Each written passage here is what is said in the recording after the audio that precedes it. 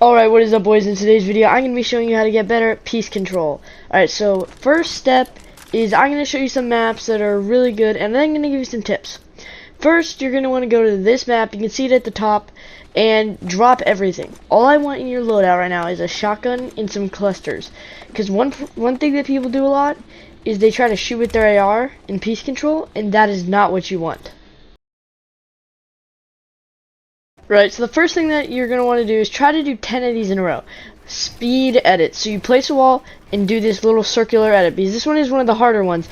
And it's okay if you mess up like that, but just try to consistently get this down to like I'm doing right now. And if even that's a little bit too challenging, line up a bunch of walls like I'm doing right now, and then just try to go through them.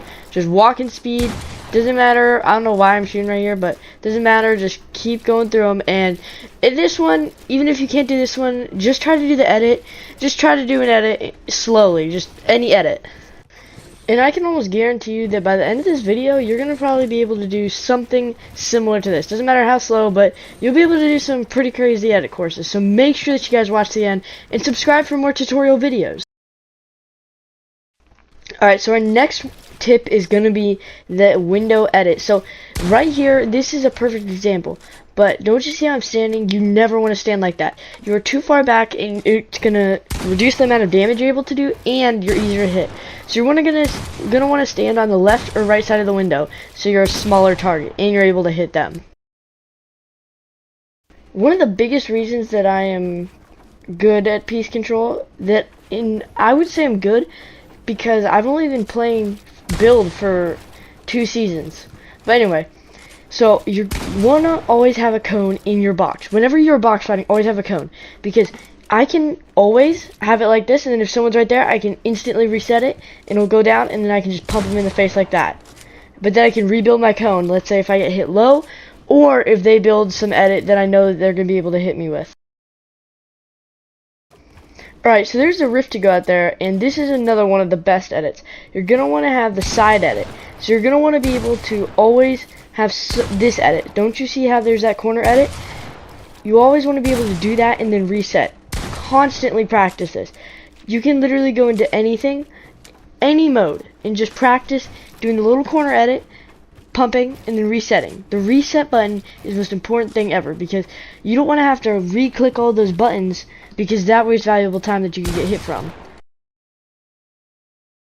This is the perfect example of how this piece control should be going. So I'm playing against Sub-Zero, who's a pretty good player, and watch this. I probably should have boxed up and put a cone in there, but I didn't. But you always want to reset your wall, because right there, he would have hit me for like 103. But don't you see how he took my wall? Look, do that, reset. That is perfect. And then I can spray a little bit, and then I did mess up right here. So you need to take time in between your swings to get a pre-fire, and a pre-fire is basically where you swing once, and then they think you're going to swing again, and there'll be a second where there's not the wall. Like, don't you see how he just did it? Where there's not the wall, and they can hit you. But if you take a second in between the swings, they'll end up shooting and breaking the wall. And then since you have your builds out, you can get the wall first, so then it's your wall, and then you can just piece them up. You definitely want to work on that. And you guys should watch this multiple times, because this is a good example, and just a way that you should be doing. Don't you see how I took time in between that? And try to take every wall that you can find. And like that right there, you always also want to be able to see where they are using their visual sound effects. So I know where he is at all times because of my visual sound effects. Make sure you have those on. And don't you see how that wall's not even near us? I still took it though, because, you know, who knows? Maybe he's gonna go over there, and then I got that wall. And always try to use the same mats as your opponent also, because then it confuses them. And this is another really good one. I reset all my walls except for the back one, but he's not there. So, and then while he's over there, I took his wall. So then watch. He thinks that he has that wall. He probably pulled out his edits, and then I did whiff. And the final thing is that you want to always slide to look cool for the limb, and it's really good movement. This is also a really good example of what not to do. So my teammate just rushed in there, and it's a 2v1 in there. But I ended up taking this wall, pumping one. And this is another reason you want to have visual sound effects. I know this kid's below me, so I just dropped down, pumped him in the noggin.